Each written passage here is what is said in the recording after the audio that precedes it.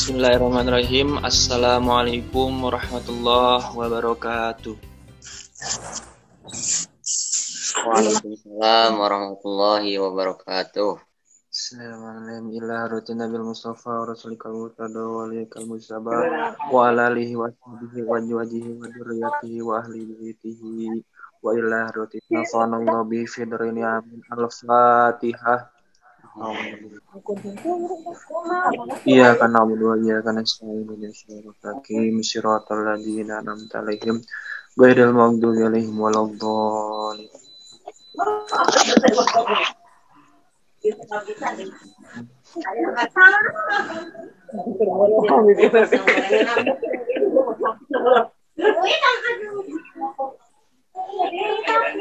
Bismillahirrahmanirrahim. Qala al-musannifu rahimahullahu ta'ala wa nafa'anallahu bihi fid dharaini amin. Amin. Paslun ari ieu eta pasal sahiji.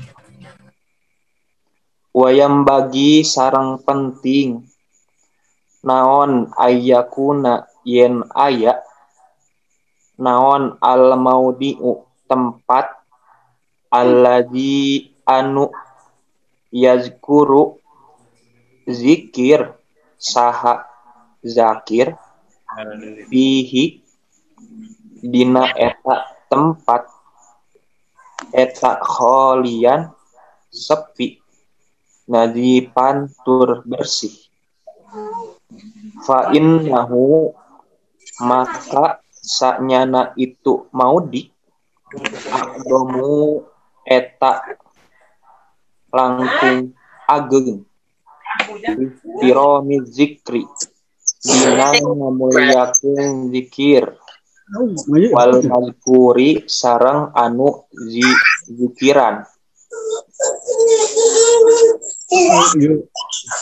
walihada sareng ku sabab kieu mudiha dipuji naon azikru zikir fil masajidi di pirang-pirang masjid wal mawadi'i sareng pirang-pirang tempat asyarifati anu mulia wajaa jeung parantos sumping anil imami tina anu jadi imam al jalili anu agung abi maisarota tegasna Abu Maisarah rodia mugi mikarido saha Allahu Gusti Allah anhu ka Abu Maisarah. Lebaran pisan. Tadi di olah parantos la yuzkaru saha Allahu Ta'ala Gusti Allah Ta'ala illa fi maka wayam bagi sarang penting aidon deui naon ayyakuna yen aya naon pamuhu cangkemna itu zakir eta najipan anu bersih paingkana maka lamun aya fihi dina itu cangkemna jalma naon tagoyurun perubahan azalahu maka ngaleungitkeun jalma kana tagoyur bisiwaki kalawan siwak wa ingkana sareng lamun aya bihi dina cangkemna jalma naon najasatun najis azalaha maka ngaleungitkeun itu man kana najis bil gosli kalawan dikumbah bil ma'i kucai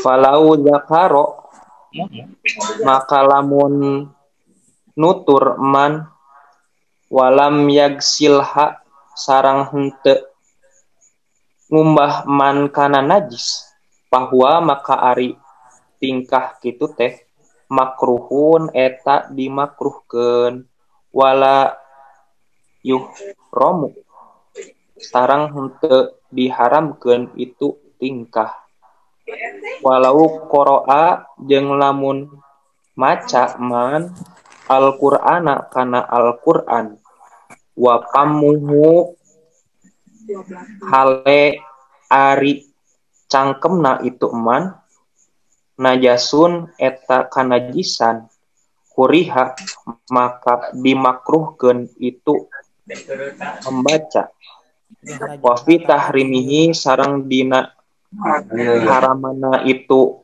membaca wajhani ari dua pandangan li ashabina kagungan sahabat-sahabat kami ari anu pangsohehna itu wajhani layuh romu eta henteu diharamkeun itu membaca.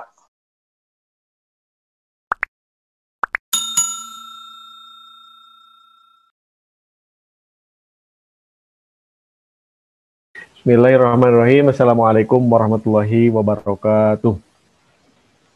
Alhamdulillahirrabbilalamin. Wassalatu wassalamu ala asyrafil mursalin Sayyidina Muhammadin wa ala alihi wa ashabihi ajma'in amma ba'du. Faya ayyuhal hadirun ittaqullaha haqqa tuqatihi wa la tamutunna illa wa antum muslimun. Ittaqullaha mastata'tum.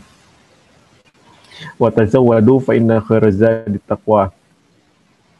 Hadirin yang berbahagia, ini ada PR ya, PR pertemuan di minggu-minggu sebelumnya. Soalnya pas bulan Ramadan kita libur dulu pengajiannya. Jadi sebelum Ramadan ini kita masih ada PR ya. Atur nuhun Kang Andika, bacaannya semakin rapi ya. Ini kawan-kawan sekalian, para hadirin, ini Andika ini dan Fuad ini satu kelas ya, mahasiswa Bahasa dan Sastra Arab. Jadi Darun Nasya itu meskipun SMA, tetapi karena SMA-nya sekaligus santri, jadi bisa masuk ke Bahasa dan Sastra Arab. Ada juga yang masuk ke UPI, karena meskipun santri, tetapi statusnya SMA. Nah, gitu. Itu nilai plusnya SMA Darun Nasya ya.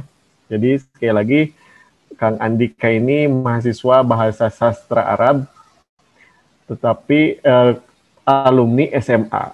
Nah, meskipun SMA tapi bisa masuk BSA. Kenapa? Karena dia santri. Ada juga santri yang masuk ke UPI, jurusan apa tuh? PGSD ya. Nah, kenapa bisa masuk UPI ya? Karena lulus SMA gitu. Meskipun madrasah aliyah pun banyak yang seperti itu ya. Baik, ada PR ya. Jadi langkung saya mana nampi ulaman ceramah hatanapi narget khataman Al-Qur'an. Ya, kita siapa ini? Kita sesuaikan saja ya, sesuaikan saja skala prioritas kita ya, skala prioritas kita. Tapi kalau undangannya sifatnya mendesak, kita sebagai pemateri, ya sampaikan dulu materi dakwahnya, terus kemudian hatamkan Al-Qur'an.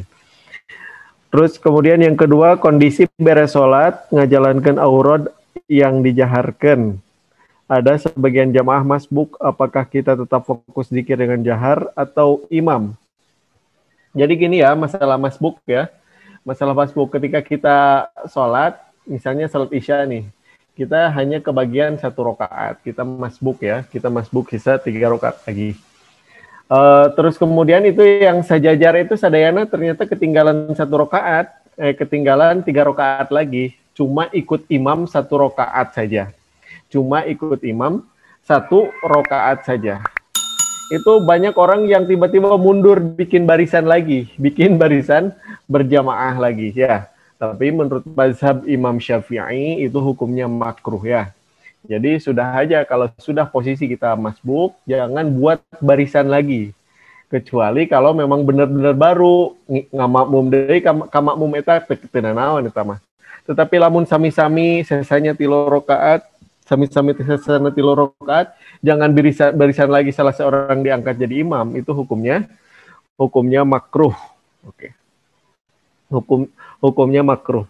Apakah kita tetap fokus dengan zikir jahar atau dengan imam?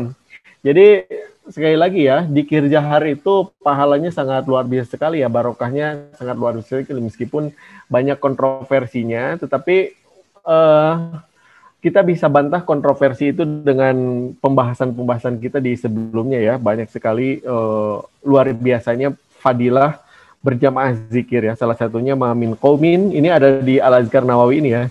Ma min qaumin ijtama'u yadhkurunallaha la yuriduna bidzalika illa wajhu ta'ala illa nadahum munadin minas sama'i an qumu maghfuran lakum. Jadi tidak ada satu golongan yang mereka berkumpul ngariung berzikir kepada Allah Subhanahu wa taala, la yuriduna bidzalika illa wajhu ta'ala, tidak ada yang diinginkan kecuali zat Allah Subhanahu wa taala, kecuali ikhlas karena Allah Subhanahu wa taala, kecuali mereka dipanggil di atas langit, ada suara di atas langit, munadim minas samai an qumu maghfuran lakum. Berdirilah, setelah berzikir itu berdirilah, kalian akan diampuni seluruh dosanya. Jadi jika ada orang yang bertanya, kenapa zikir bareng-bareng atau repeh masing-masing zikir mah? Justru zikir bersama-sama ya. Satu lagi, apalagi santri ya. Apalagi santri di pesantren, zikir itu harus barengan. Kenapa? Itulah belajar itu di situ. Belajar itu di situ.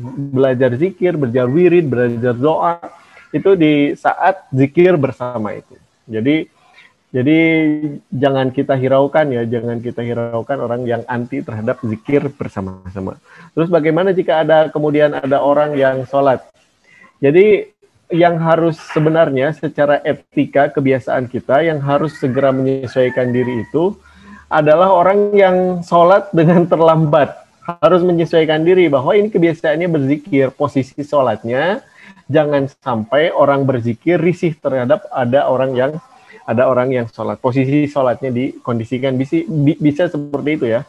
Karena hukum asalnya jika kita lagi ngaji Quran, terus kemudian ada yang sholat, ngaji Qurannya harus bukan berhenti ya. Suaranya dipelankan supaya nggak mengganggu orang yang sholat ya. Supaya tidak mengganggu orang yang sholat. Tetapi dalam rangka sudah terbiasa zikir bersama-sama, jangan sampai orang yang zikir itu risih karena ada orang yang terlambat berjamaah itu ya. Terlambat berjamaah itu, sesuaikan diri. Yang selanjutnya ini ada yang agak sensitif ya, kita makmum terhadap imam yang beraliran Persis ya. Ini saya tidak perlu menyebut Persisnya ya, langsung aja kita bermakmum kepada yang berbeda aliran mazhab. Kalau kita membaca kitab Imam Nawawi itu kitab Al-Azkar Nawawi ya. Pengarang kitab Al-Azkar Nawawi. Kitab Imam Nawawi yang lain ada namanya kitab Al-Muhadzab. Itu adalah kitab rujukan utama mazhab Imam Syafi'i. Beliau mengatakan ketika kita bermakmum kepada mazhab yang berbeda, itu ada 4 tingkatan. Saya ringkas jadi 3 saja ya. Yang pertama sah secara mutlak. Sah secara mutlak. Artinya sah secara mutlak itu kita meyakini bahwa imam itu sah menurut keyakinan imam. Misalnya gini, kita bermakmum kepada imam yang meyakini bahwa basmalah di dalam Al-Fatihah itu tidak wajib dibaca, bukan termasuk di dalam bacaan Fatihah. Maka bermakmum ke sana hukumnya sunnah. Bentar ya, ini ada suara.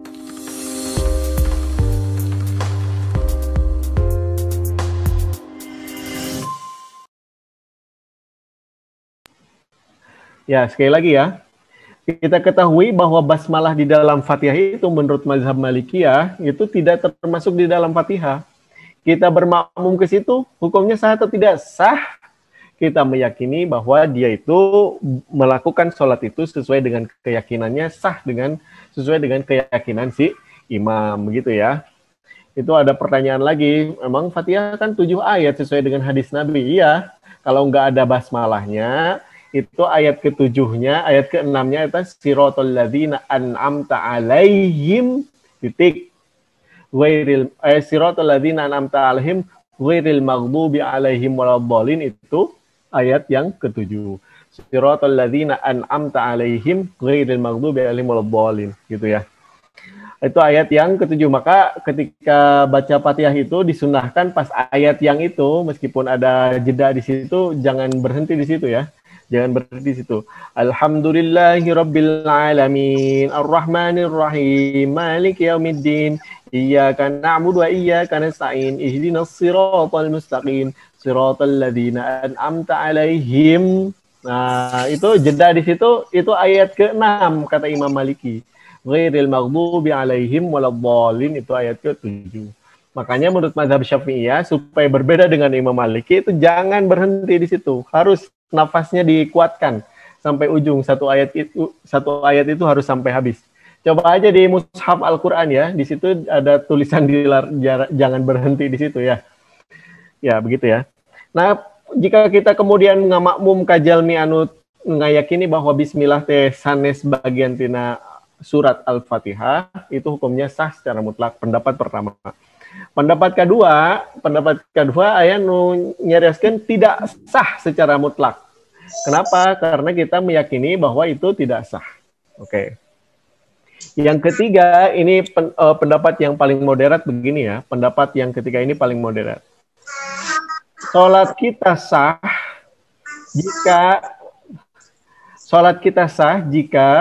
jika kita meyakini bahwa yang berbeda dari imam kita itu adalah sesuatu yang bukan dari rukun dan syarat. Bukan dari rukun dan syarat. Misalnya perbedaannya di dalam masalah usoli. Imamnya usoli, makmumnya tidak usoli. Itu kan bukan dari rukun dan syarat. Itu boleh, sah-sah saja. Misalnya kunut dan tidak kunut ya, kunut dan tidak kunut. Itu imamnya tidak kunut, makmumnya kunut misalnya. Itu kan tidak berpengaruh ya, tidak apa-apa. Tetapi kalau yang berpengaruh itu rukun dan syarat misalnya rukun itu tadi masalah bismillah ya, yang imamnya tidak baca bismillah karena mazhabnya Maliki, makmumnya baca basmalah karena mazhab Syafi'i. Ternyata imamnya tidak baca, ya itu tidak sah. Mufarokoh saja ya. Mufarokoh itu keluar dari barisan. Keluar dari barisan. Begitu ya, itu PR-nya ya, PR yang minggu kemarin ya, PR yang minggu sebelumnya. Jadi kalau kita berbeda mazhab, ada yang meyakini sah, ada yang meyakini tidak sah, ada yang sah dalam catatan. Oke, kita lanjut ya. Ini baru tadi saya download karena ini tulisannya yang paling jelas ya. Kitab Al-Azkar An-Nawawi. Bismillahirrahmanirrahim. Faslun. Mana hancaran namanya? Wayan bagi ayyakuna al-mawdi'u alladhi yadhkuru fihi khalian nadhifan. Jadi diharuskan, sangat penting, tempat yang digunakan untuk berzikir itu khalian. Khalian itu sepi, nyalira, tidak bising, tegandeng, nadhifan, bersih, suci, gitu ya. Tetapi ini sebenarnya sudah dibantah di dalam bahasan Al-Azkar Nawawiyah yang sebelumnya ya, dalam ayat inna fi khalqis samawati wal ardi wa ikhtilafil laili wan nahari laayatil lil albab alladzina yadhkuruna Allaha qiyaman wa qu'udan wa 'ala junubihim wa yatafakkaruna fi khalqis samawati wal ardi. Jadi yaitu orang-orang yang berzikir kepada Allah Subhanahu wa taala kiaman secara berdiri, waku dan duduk, wa'ala junubihim, dan ketika terlentang ya, nyengigir, wa yatafakkaruna fi khalqis samawati wal ard, dan berpikir terhadap penciptaan langit dan bumi. Jadi idealnya berzikir itu khalian nadhifan. Khalian itu sendiri, bukan sendiri ya, di tempat yang sunyi, sepi ya, supaya khusyuk, nadhifan, bersih. Tetapi di dalam konteks yang lain, berzikir itu kan setiap waktu, setiap saat ya, ketika berdiri, ketika duduk, ketika terlentang, dan seterusnya. Itu zikir semua, ingat semua kepada Allah Subhanahu wa taala. Tapi dikir-dikir tertentu lebih baik di tempat yang bersih. Fa innahu a'dhamu fi ihtirami dzikri wal madhkur. Kenapa? Karena itu mengagungkan, a'dhamu fi ihtirami dzikri, lebih tinggi dalam memuliakan, menghormati kalimat-kalimat zikir dan yang dizikirkan, yang disebut dalam zikir itu. Jadi kalimat-kalimat zikir subhanallah, alhamdulillah, wala ilaha illallah, wallahu akbar misalnya. Itu kalimat-kalimat zikir dan isinya itu adalah nama Allah Subhanahu wa taala, nama-nama Allah Subhanahu wa taala. Walihadza madaha adzikru fil masajidi wal mawadhi'i asy-syarifati. Oleh karena itu sangat dianjurkan sekali zikir di masjid dan di tempat-tempat yang mulia. Wajah anil Imam Al-Jalil Abi Maisarah radhiyallahu anhu. Ini kalau antum semua, kalau kita semua mau tahu ya orang ini siapa, Al-Imam Al-Jalil Abi Maisarah itu siapa. Ini kan beliau ini seorang tabi'in ya, seorang tabi'in. Ini bisa dicek di kitab Hilyatul Aulia ya, Hilyatul Aulia. Ini kalau mau bikin nama Bang Fatnan ya, bikin Fatnah nama Hilyah Aulia misalnya. Hilyatul Aulia itu nama apa? Nama buku ya, kitab para wali, kitab para wali. Jadi kalau siapa Maisarah ini ada di dalam kitab itu, beliau itu termasuk waliullah ya. Ini screen-nya bisa dipindahkan ya, dipindahkan ke halaman berikut. Oke, beliau mengatakan la yuzkaru Allahu taala illa fi makanin thayyibin. Beliau mengatakan tidak boleh disebut Allah Subhanahu wa taala itu tidak boleh disebut kecuali di tempat yang bersih, di tempat yang bersih. Wa yanbaghi aydan ayyakuna fi famuhu nadhifan. Dan juga sangat dianjurkan ayyakuna famuhu nadhifan, mulutnya itu bersih. Jadi sebelum berzikir itu sikat gigi ya, sikat gigi. Fa in kana fihi taghayyurun azaluhu bisiwak. Jika ada perubahan di taghayyurun, di dalam mulutnya itu ada perubahan, azalahu bisiwak, diganti dengan dihilangkan dengan adanya siwak. Nah, siwak itu yang kayu itu yang kecil itu. Jadi guru saya di di Pondok Pesantren Raudhatul Mubtadiin, beliau mengatakan meskipun sikat itu lebih bersih, sikat dan pasta gigi itu lebih bersih, lebih modern gitu ya. Tetapi kesunahan menggunakan siwak itu, ya kali dia enggak ya.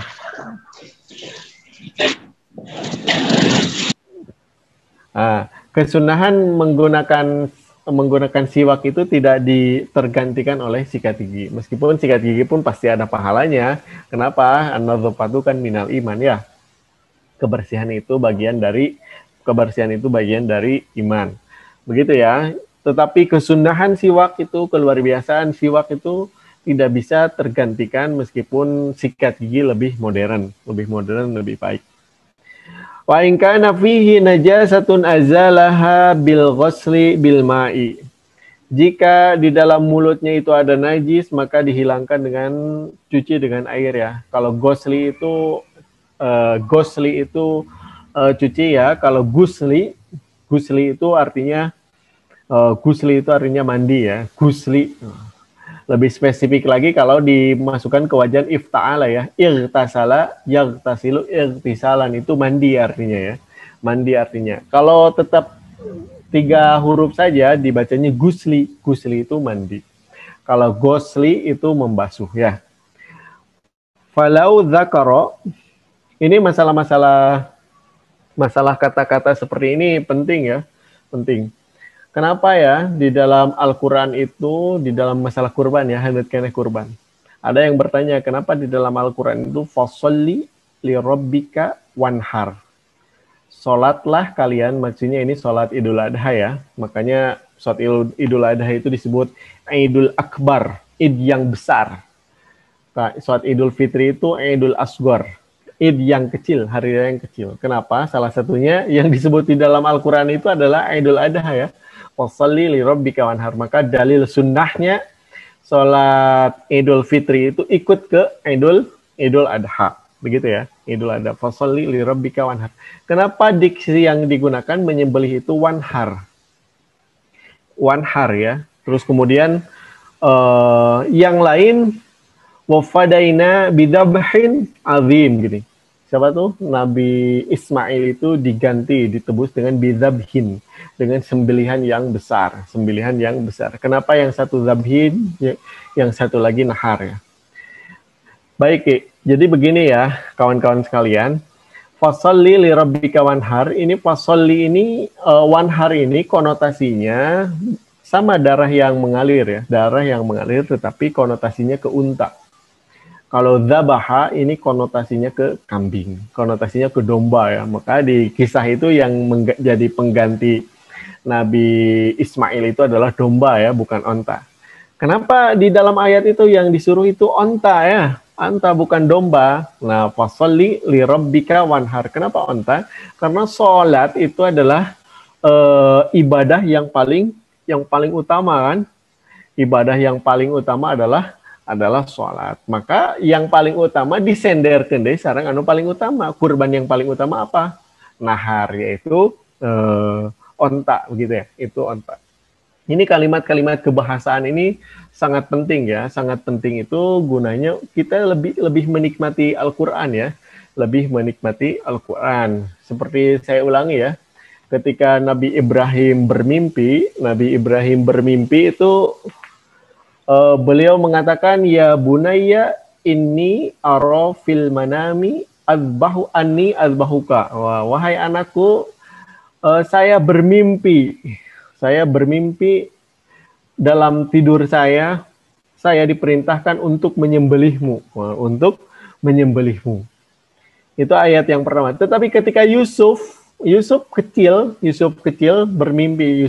calon Nabi bermimpi. Ya abati ini ro'aitu ahada asyara kaukaban. Oh, yang pertama menggunakan fi'il madhi. Yang Yusuf itu menggunakan fi'il madhi, yang Ibrahim itu menggunakan fi'il mudhari. Padahal secara pemikiran, secara kaidah harusnya dua-duanya itu sama menggunakan apa? Sama menggunakan fi'il madhi karena sudah mimpinya. Mimpinya sudah, Ibrahim sudah mimpi, Yusuf sudah mimpi. Itu Yusuf itu meskipun mimpinya luar biasa, buktina luar biasa, cirina luar biasa naon? Saura mana? Hey, la taksus ru'yaka ila ikhwatika. Jangan menceritakan mimpimu kepada saudaramu. Saya dari saudara-saudaramu fakidu ka apa tuh? Mereka akan membuat tipu daya kepadamu, nanti kamu akan terbunuh, begitu ya. Saking pentingnya mimpinya itu, tapi karena bolon, atau saya mimpi begitu saja. Tapi ketika Ibrahim diperintahkan untuk menyembelih anaknya, itu meskipun sudah bermimpi terus terngiang-ngiang.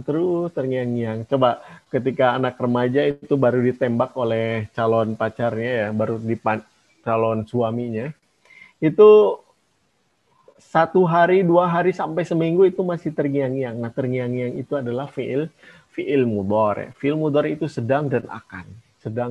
Itu fi'il mudhari. Masih terngiang-ngiang terus. Ini menunjukkan suasana psikologis Nabi Ibrahim yang sangat berat di situ ya. Berat.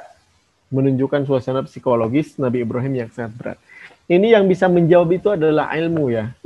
Yang bisa menjawab itu adalah ilmu. Jadi bisa sensitif terhadap hanya satu kata saja di dalam Al-Quran. Mimpinya sama-sama sudah, tetapi kenapa yang ini menggunakan fi'il madhi, yang ini menggunakan fi'il mudhari gitu ya. Harusnya dua-duanya fi'il madhi begitu. Jadi saudara-saudara sekalian, ini menunjukkan Ibrahim itu suasana psikologisnya sangat berat. Nah ini, jadi satu kata di dalam Al-Quran ini sangat penting untuk dikaji ya, Falau dzakara walam yaksilha fahuwa makruhun wala yuhramu ya. Bisa wala yuhramu, bisa wala yahrumu ya. Jika dia berzikir kepada Allah SWT kemudian tetapi tidak mencuci najisnya, hukumnya makruh, tidak haram. Hukumnya makruh, tidak haram. Falau qara'al Qur'ana wa fammuhu najasun kuriha. Jika membaca Al-Quran, mulutnya ada najis. Mulut ada najis itu ada apaan ya? Itu hukumnya makruh. Misalnya di mulutnya ada bangkai gitu ya. Bangkai kutu di mulutnya. Itu hukumnya najis ya. Wa fi tahrimihi wajhani li ashabina. Ketika ini Kang Kori ya, Kang Andika ya. Ini sebagai catatan jika ada kalimat ashab di dalam suatu kitab, jika ada kalimat ashab di dalam suatu kitab, itu artinya pengikut mazhab Imam Syafi'i. Nah, gitu ya. Sahabat-sahabat. Nah, di jamaahnya Agim kan disebut sahabat-sahabat ya. Sahabat-sahabat itu sebenarnya ngikutin ini ya. Li ashabina itu artinya pengikut mazhab Imam Syafi'i. Asahuhuma la yahrumu. Jadi paling sahih adalah tidak haram ya, tidak haram. Oke, saya lanjutkan saja ya. Faslun i'lam anna dzikra mahbubun fi jami'il ahwali. Ini menegaskan statement saya di sebelumnya ya. Jadi zikir itu sangat dianjurkan, mahbubun itu sangat dianjurkan ya. Fi jami'il ahwali, dalam setiap kondisi. Illa fi ahwalin warada syar'u bistisna'iha. Kecuali dalam beberapa kondisi yang dijelaskan oleh syariat tentang bistisna'iha, pengecualiannya. Ada beberapa kondisi yang dimakruhkan, justru dimakruhkan, bukan mahbub. Lawan dari mahbub kan makruh ya. Lawan dari mahbub itu adalah makruh. Tapi mahbub di sini dalam konteks Dalam konteks ilmu tasawuf ya, bukan konteks fikih ya. Jadi makruh di sini tidak disukai, tercela. Nadhkuru minha huna torfan isyaratan ila ma siwahu mimma sayati fi abwabihi insyaallah. Jadi akan kami jelaskan di sini sebagian saja, nanti akan dijelaskan sebagian yang lain di depan ya. Insya Allah. Tuh nulisnya insya Allah ya. Hamzan nun spasi sya'a gitu ya. Jadi kalau yang artinya memunculkan itu ditasrif ansya'a yunshi'u insya'an, itu hamzah nunnya digabung, insya'an, ansya'a yunshi'u insya'an, itu isim ya, insya'an itu isim. Kalau insya Allah itu fiil ya, hamzah dan nunnya insyartiyah, sya'a fiil madhi, Allahu fa'ilnya, begitu ya. Hamzah dan nunnya adalah syarat, jadi jika Allah menghendaki. Jadi kalau yang digabung insya Allah itu artinya memunculkan Allah. Memunculkan Allah itu memang tidak boleh. Jadi yang jadi catatan bukan tulisan bahasa Indonesianya, tapi tulisan Arabnya. Insya Allah itu hamzah nunnya dikasih spasi. Kalau insya Allah, insya ansya'a yunshi'u itu sama derivasinya dengan darun nasya ya, nasya. Nasya itu yang bertumbuh, yang muncul gitu ya. Famin dzalika diantaranya annahu yukrahu adzikru halatal julusi inda qada'il hajati. Jadi dimakruhkan zikir ketika duduk ala qada'il hajah, ketika buang air. Buang air itu buang air besar, buang air kecil gitu ya. Itu tidak boleh berzikir, haram di situ ya. Haram, jadi bari wiridan didinya. Bari wiridan didinya. Ari, ada pertanyaan ya. Ada pertanyaan. Ini saya punya, kan tidak boleh ya, tidak boleh baca Al-Quran ke toilet gitu ya, bawa Al-Quran ke toilet. Ari, tadi handphone saya gimana? Di handphone saya ada Qurannya, masuk ke toilet gimana dong? Gitu ya, masuk ke toilet gimana dong? Jadi yang tidak boleh itu Al-Qurannya dimunculkan kelihatan gitu ya. Dimunculkan kelihatan. Jadi lagi masuk ke toilet, di handphonenya itu Al-Qur'annya dibunyikan, Al-Qur'annya kelihatan teksnya begitu. Itu yang haram ya, itu yang haram. Atau misalnya dulu mah gaya-gayaan ya, ringtone-nya pakai Al-Qur'an ya. Ringtone-nya, nada deringnya pakai Al-Qur'an. Sekarang jarang ya kita mendengar orang yang ringtone-nya pakai Al-Qur'an. Itu sebenarnya Tidak boleh ya, tidak boleh itu maksudnya jika kebetulan bunyi di toilet gimana? Itu haram ya. Haram, justru menghina. Yang selanjutnya kenapa lagi tidak boleh ringtone menggunakan Al-Quran, misalnya ringtone menggunakan ayat kursi ya. Itu kita jadi haram ketika ayat kursinya itu belum selesai dibaca, belum selesai kita dengarkan, sudah diangkat. Itu tidak boleh ya. Tidak boleh ya. Hukumnya haram ya. Hukumnya haram. Ketika orang membaca Al-Quran di mute gitu ya. Orang yang membaca Al-Quran di mute tidak diselesaikan. Tidak diselesaikan itu haram hukumnya. Harus selesaikan dulu ayatnya gitu ya. Jadi yang kelihatan Islami itu kadang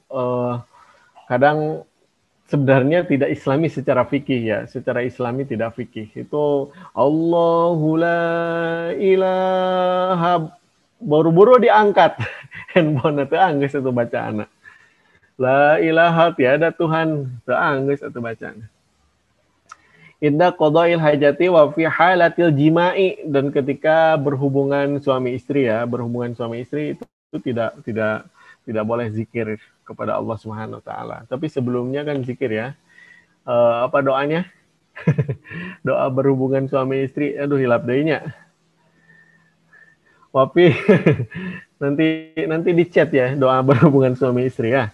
Wafi halatil khutbati, dan ketika khutbah. Nah, ketika khutbah nih. Teman-teman sekalian, ada yang suka bawa ini ya, bawa tasbih gitu ya. Ada yang bawa tasbihnya itu ada yang digital, ada yang tidak. Itu jangan dipermainkan. Fokus saja ke khotib ya. Fokus ke khotib. Zikirnya saja nggak boleh, apalagi mempermainkan tasbihnya ya. Itu sekali lagi yang kelihatan Islami, tetapi kenyataannya secara fikih itu tidak Islami, tidak benar secara syariat ya.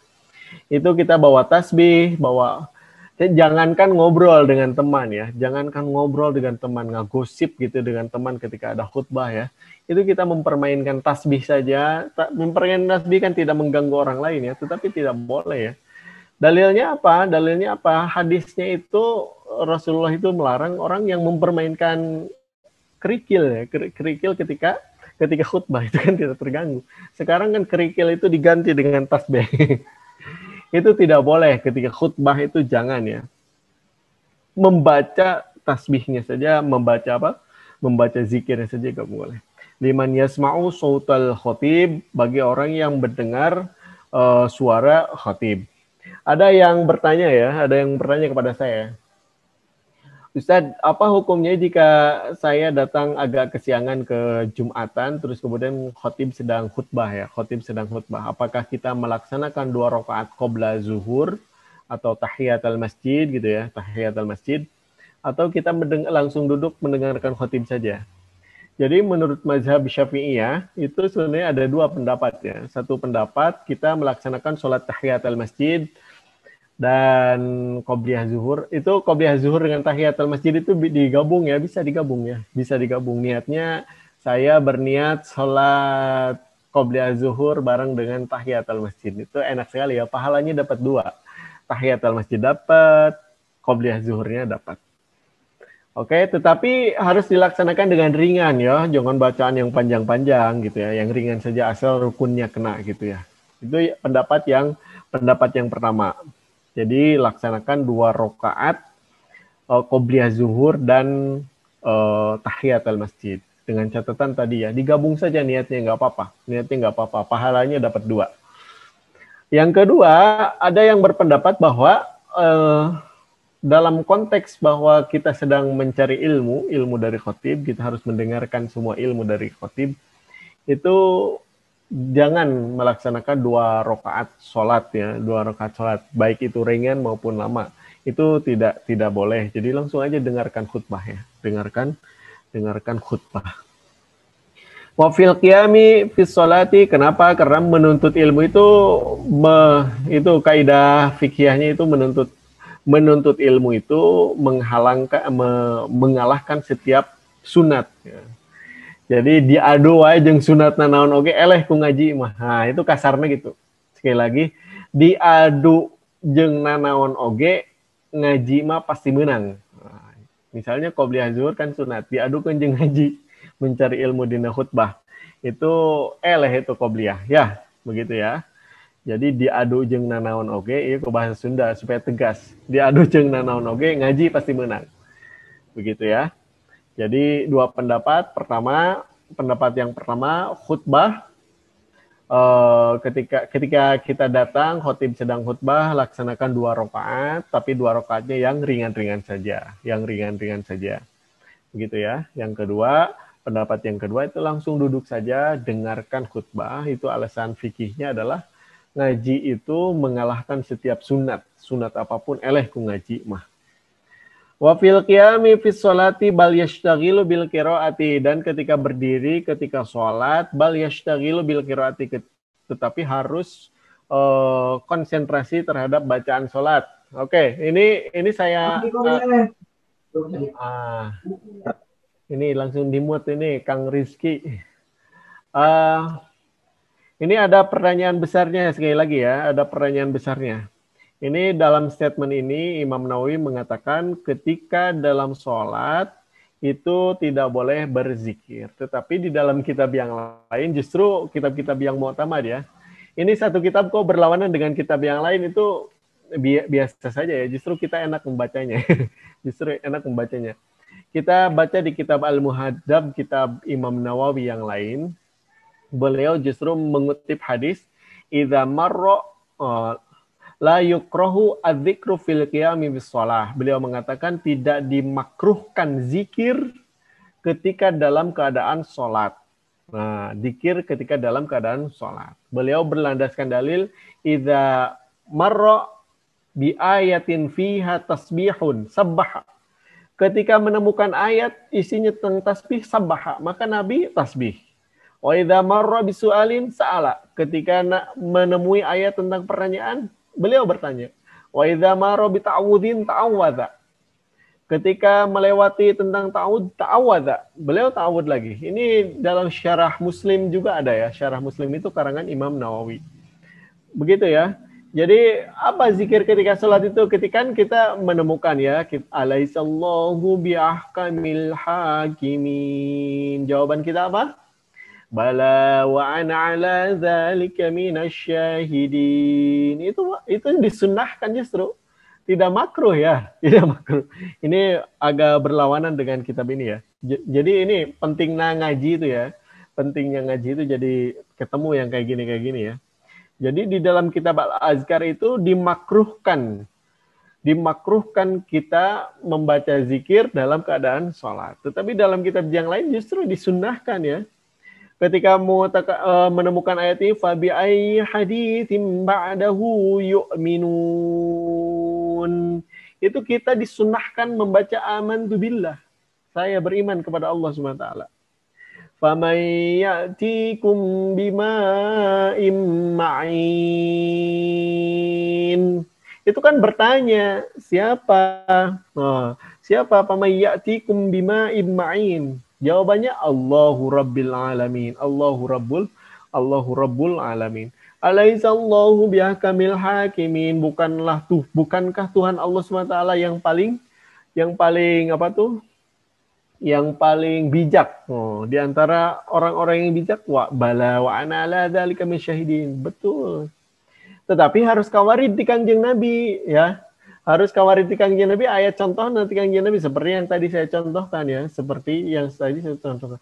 Terus kemudian ketika menemukan ayat sajdah kan, fasjud waqtarib. Terus kita sujud ya, sujud sajadah wajhi lilladzi khalaqahu wa syaqqa sam'ahu wa subhanallahu alladzi ahsanal khaliqin. Begitu ya. Jadi teman-teman sekalian, di dalam kitab Imam Nawawi yang lain, zikir-zikir seperti itu sangat dianjurkan. Tetapi sekali lagi harus ada contohnya. Seperti di dalam ini. Suhufi Ibrahim wa Musa. Itu kita jangan membaca alaihi wassalam. Tidak boleh, tidak ada contohnya. Tetapi yang disunahkan itu yang justru yang ayat sebelumnya adzabal akbar. Adzabal akbar itu jawab sama kita. Inni a'udzubika min adzabik. Ini yang disebut wa idza marra bi ta'awudzin ta'awadza. Ketika melihat segala sesuatu yang ada ta'awudzin, ada meminta perlindungan, tawadah minta perlindungan gitu ya. Ada bal akbar inna ilaina ya bahum tumma inna alaina hisabahum. Oh itu bukan ayat sebelumnya, tetapi itu surat Al-Ghasyiyah ya. Ada bal akbar di surat Al-Ghasyiyah itu ya. Di surat Al-Ghasyiyah kita baca Allahumma inni a'udzubika min adzabik. Wahai Allah, kami berlindung dari setiap siksaanmu. Begitu ya. Itu sebagai bahan referensi. Yang selanjutnya wa fi halatin nuasi, tidak boleh berzikir di waktu nuas, di waktu ngantuk. Nah. Di waktu ngantuk ini pun ini pun dibantah ya.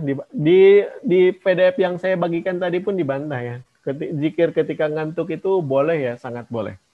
Sangat boleh, sangat disunahkan. Misalnya gini, saya pernah baca di kitab apa tuh? Di kitab Fathul Qorib ya, di kitab Fathul Qorib, di antara fadilah surat apa tuh, bukan surat, ayat kursi, itu kita baca menjelang tidur sampai tidur. Itu kita tidak akan mati dalam keadaan su'ul khotimah. Itu dibaca sampai tidur ya, sampai tidur. Ketika berarti baca ayat kursi itu ngantuk-ngantuk, nah ya, nuju ngantuk-ngantuk, nah itu boleh, sangat boleh sekali, oke? Kecuali mungkin ini santri nuju wiridan ya, santri nuju wiridan ba'da subuh, apalagi di Darul Indonesia wiridan saja ba'da subuh.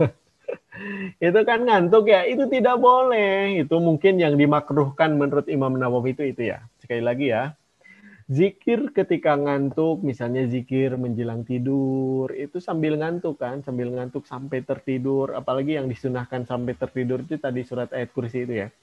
Sampai tertidur kan sambil terngantuk-ngantuk. Itu justru mustahab. Sangat dibolehkan. Sangat diperbolehkan. Tetapi mungkin yang dimaksud zikir ketika ngantuk itu ba'da subuh, wiridan ngantuk, itu tidak boleh. Itu makruh ya. Yang jelas makruh, yang jelas ini catatan pokoknya. Yang jelas yang dimakruhkan adalah kita tidak boleh sholat dalam keadaan ngantuk. Kata kumaha tuh sholat tahajud kan sok tuluh wae, nya usahakeun kumaha carana supaya tidak ngantuk. Kata kumaha tuh sholat subuh kan tuluh keneh, sok nunutan keneh gitu ya. Itu tidak boleh sholat dalam keadaan nunutan. Efek teh aya nu protes, nunutan mah atuh lain ge makruh teu sah atuh. Yang tidak sah itu kalau lagi sholat tidur. Lagi sholat tidur. Aya nu sholat tidur aya. Banyaklah santri ke nuju sujudnya. nuju sujud teu bangun deui ya efek teh kadon tibra dirinya. Itu baru batal. Kalau ngantuk nunutan itu tidak batal ya. Ngantuk nunutan, yang disebut ngantuk itu kita masih mendengar suara hamar-hamar, suara masih ada hamar-hamar suara yang lain begitu ya. Wala yukrahu fit tariqi, tidak makruh di jalan, wala fil hammami, dan tidak makruh zikir di hammam. Hammam ya. Zikir di hammam. Tidak dimakruhkan ya zikir di hammam. Jadi kadenya hammam itu bukan toilet ya, bukan toilet. Toilet itu mirhab, mim ro ha alif bo, mirhab itu toilet. Kalau kamar mandi itu hammam. Jadi di Indonesia mah di kamar mandi ada toiletan, kumaha tuh. Ya tidak boleh zikir di situ, zikir di toilet nggak boleh ya. Kalau di hammam itu tidak makruh ya, di jalan itu tidak makruh. Kenapa? Dalilnya itu karena zikir itu berbagai ahwal, berbagai situasi, berbagai kondisi ya, berbagai situasi, berbagai kondisi. Baik, saudara-saudara sekalian, itu yang saya sampaikan. Mungkin ada yang mau disampaikan atau mau didiskusikan, silakan. Kita waktunya 15 menit lagian ya. Siapa ibu moderatornya, Mangga?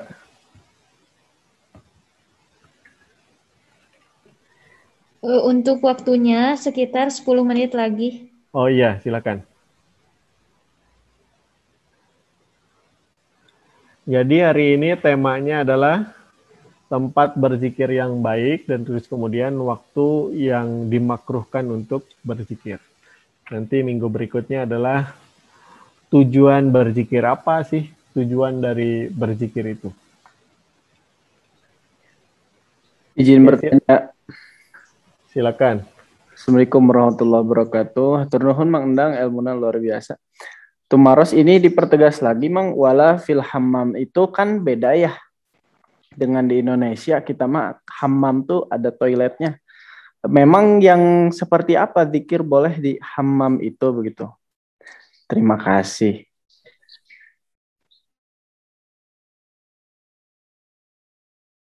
Begini, kalimat-kalimat zikir itu seperti di apa?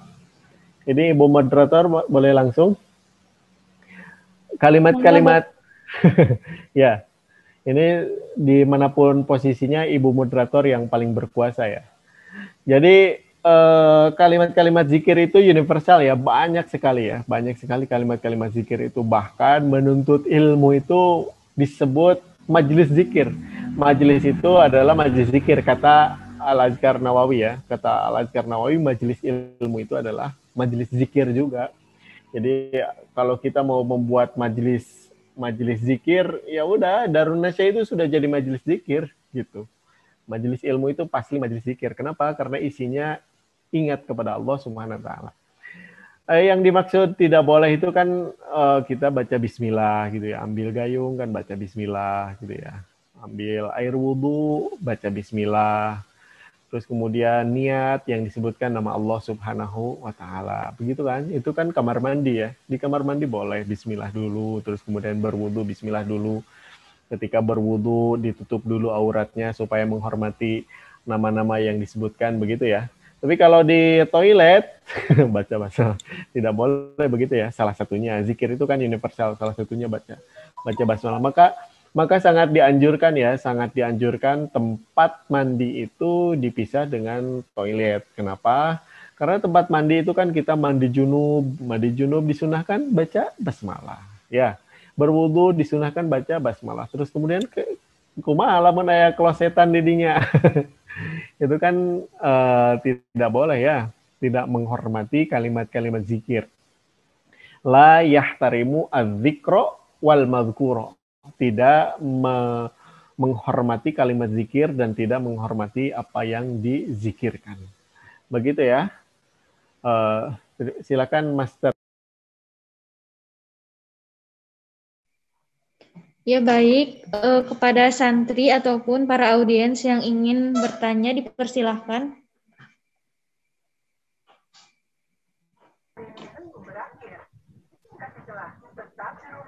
Mungkin dari santri bisa diajukan ke teknisi ya, supaya pertanyaannya bisa diajukan kepada pemateri.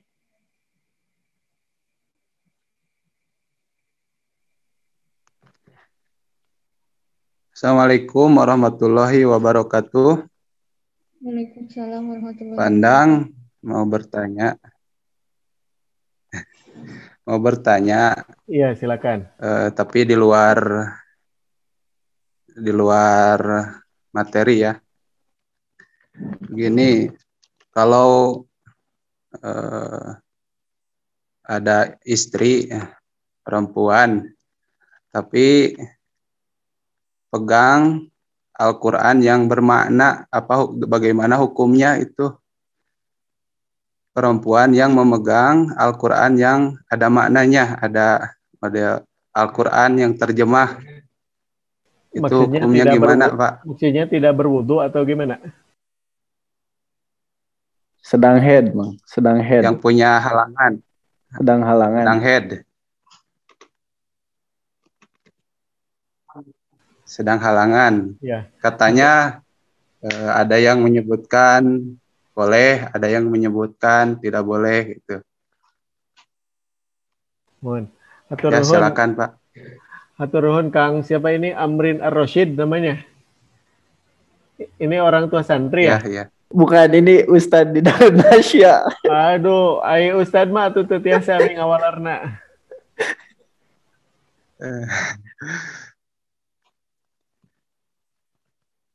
Kumaha Pak? Bagaimana? Maaf tadi di mute ya. Ya, terima kasih pertanyaannya Kang Amrin Ar-Rasyid ya. Jadi begini, konteksnya masih mirip dengan kita membawa HP di Canaka WC gitu, membawa HP di Canaka WC. Berarti tadi penjelasannya belum selesai ya, membawa HP di Canaka WC. Gimana dong, kan di dalam kepala kita pun isinya sudah ada Al-Qur'annya. Nah, isinya di dalam harddisk otak kita pun udah ada Al-Qur'annya, terus kemudian dibawa ke WC itu kenging teu gitunya. Eta kenging teu nya tekenging teh lamun dikeluarkan eta hiji harddiskna dikeluarkan dibaca dirinya cenah ka WC tekenging. Pertanyaan berikutnya, apakah boleh perempuan haid menyentuh Al-Qur'an? Saya dudukan dulu ya pendapat mazhab Imam Syafi'inya ya. Apik pisan pendapat mazhab Imam Syafi'i itu. Ya katakanlah orang haid itu hampir sama dengan orang yang tidak memiliki wudu ya. Saking apiknya itu sampai diperinci. Kita membuka Al-Qur'an karena posisi kita tidak punya wudu, itu membukanya dengan pulpen. Apakah itu boleh? Menurut mazhab Imam Syafi'i di dalam salah satunya I'anatul Talibin itu tidak boleh. Pulpen saja ini yang sekali lagi ya, orang banyak yang meyakini itu Islami, ternyata itu secara fikih tidak Islami itu ya, karena ilmunya belum nyampe. Itu banyak di antara kita karena tidak punya wudu ya, kondisi sedang haid, itu membuka Al-Qur'an menggunakan pulpen gitu. Itu tidak boleh. Kalau menyentuh Al-Qur'an saja menggunakan pulpen, ngangge tutunjuk gitu ya, tidak ada kemampuan pulpen itu mengangkat sesuatu di dalam Al-Qur'an, itu boleh. Itu boleh. Itu saking apikna mazhab Imam Syafi'i ya. Mazhab Imam Syafi'i itu dalilnya itu jelas ya, la yamassuhu illa al-mutahharun. Tidak boleh, tidak bisa menyentuh terhadap Al-Qur'an ini illal mutahharun, kecuali orang-orang yang dalam keadaan suci. Nah, mazhab Imam Syafi'i itu meyakini, sebenarnya ini tafsirnya itu ada dua ya. La yamassuhu illal mutahharun itu kan kalimat khobariyah ya, kalimat berita. Tidak bisa menyentuh terhadap Al-Qur'an yang di Lauhil Mahfuz illal mutahharun, kecuali malaikat yang disucikan. Itu berita. Ya, memang tidak ada seorang pun yang bisa menyentuh ya, kecuali malaikat. Tapi Imam Syafi'i tidak mengambil pendapat yang itu. Yang diambil oleh Imam Syafi'i adalah yamassuhu illal mutahharun itu, kalimat itu adalah kalimat khobariyah, isinya insya'iyah. Menurut Imam Balaghah, menurut ilmu Balaghah, khobariyatu lafdhan, insya'iyatu maknan. Misalnya gini, di dalam masjid ngejeblak agung, tidak merokok di tempat ini. Itu kalimat berita atau kalimat larangan? Itu berita kan? Tidak merokok. Gitu. Tetapi isinya itu, makna tersembunyi di dalam kata itu apa? Tidak boleh merokok. Ya, jangan merokok di tempat ini. Begitu ya. Itu juga la yamassuhu illal mutahharun itu tidak bisa, Al-Qur'an itu tidak bisa disentuh kecuali orang-orang yang suci dari hadas kecil maupun hadas besar. Nah, tidak di situ artinya jangan, Al-Qur'an itu jangan disentuh kecuali orang yang dalam keadaan suci, hadas kecil, hadas besar. Itu saking apiknya mazhab Imam Syafi'i begitu. Saking apiknya deui ketika kita membawa tas tadi ya. Membawa tas, kita meyakini bahwa dalam tas itu ada Qur'annya, itu tidak boleh, tetap harus berwudu. Kalau di dalam tas itu kita meyakini bahwa di dalam tas itu saya hanya membawa buku-buku itu, meskipun kenyataannya ada di dalam Al-Qur'an. Atau naon bedana atau yang membedakan itu dalam mazhab gitu adalah innamal a'malu binniyat. Amal perbuatan kita itu tergantung pada niatnya. Kenapa tergantung pada niatnya? Itu saya sudah dibahas di pertemuan pertama ya. Kenapa tergantung pada niatnya? Niat itu bukan hanya konteksnya membersihkan hati, mengikhlaskan ibadah kita karena Allah SWT, tetapi niat itu menunjukkan bahwa segala yang kita lakukan adalah sesuai dengan ilmunya. Urang moal bisa niat naon lamun teu apa hukumna. Nah, maka urang ku sabab terang bahwa hukumna nyanak Al-Qur'an, meyakini bahwa di tas eta teh aya Al-Qur'anan, maka orang mau lihat bahwa di dalam tas eta nyenak Al-Quran, niatnya nyenak buku, nyenak naon gitu ya. Saking apikna itu, ini sudah duduk dulu mazhab Imam Syafi'i ya, mazhab Imam Syafi'i. Nah, kecuali mazhab yang lain.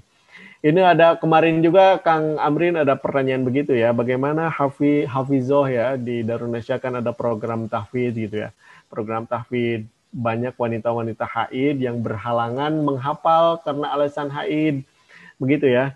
Ini kalau duduk konsisten dengan mazhab Syafi'iyah ini sulit sekali ya, kecuali kita loncat dengan mazhab yang lain. Loncat dengan mazhab yang lain boleh dalam konteks pendidikan mah sangat boleh sekali ya, tetapi jangan ngegampang-gampang gitu ya, jangan gampang-gampang begitu ya.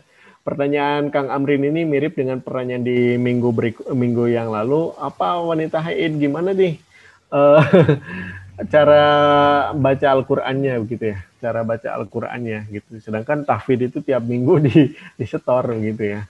Gitu ya. Tetapi dalam konteks menyentuh Al-Qur'an ya. Menyentuh Al-Quran itu begitu ya. Kalau mau duduk madhab Imam Syafi'i memang seperti itu. Nah ini ada pertanyaan dari netizen ya. Assalamualaikum Pak, apakah boleh minum di sela-sela zikir? Apakah mengurangi keutamaan atau seperti apa? Ya zikir, sekali lagi zikir yang nanti ada zikir khusus di bab berikutnya ya. Di bab berikutnya ada zikir khusus. Tapi zikir pada umumnya itu zikir yang dilaksanakan setiap ahwal dan setiap hal, setiap situasi dan setiap kondisi, baik itu qiyaman wa qu'udan wa ala junubihim ya, baik berdiri, duduk maupun terlentang gitu ya. Minum pun berzikir dulu. Minum pun berzikir dulu, makanya zikir itu sangat universal sekali ya. Oke, bolehkah kita minum di sela-sela zikir? Boleh. Sebelum minum zikir heula deh, bismillah heula. Gitu ya. Kalau kita sebelum minum zikir dulu, nah itu sepanjang minum itu sama dengan berzikir kepada Allah Subhanahu wa taala. Nuju ngaos Quran kan, minum heula kan supaya henteu engap itu sangat diperbolehkan, kecuali kalau lagi sholat kan zikir ya. Sholat bagian dari zikir, nuju sholat itu kan tekenging heula. Terus kemudian nuju ngahotiban, khutbah Jumat kan, khutbah Jumat itu sebagai bagian dari 2 rakaat zuhur ya. 2 rakaat zuhur itu diganti dengan 2 duduk khutbah, 2 kali khutbah. 2 kali khutbah ya. Itu tidak boleh waktu khutbah minum dulu gitu ya. Sami sareng nuju sholat itu itu tekengingnya. Begitu ya. Sudah ditutup atau ada pertanyaan lagi? Atau Ibu Master? Nah iya minum dulu ya. Ini kita lagi ngaji kayak gini, ini lagi zikir ini.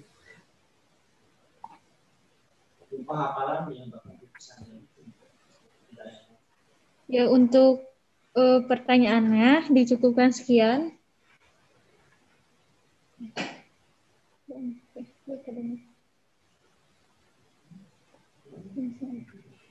Terima kasih.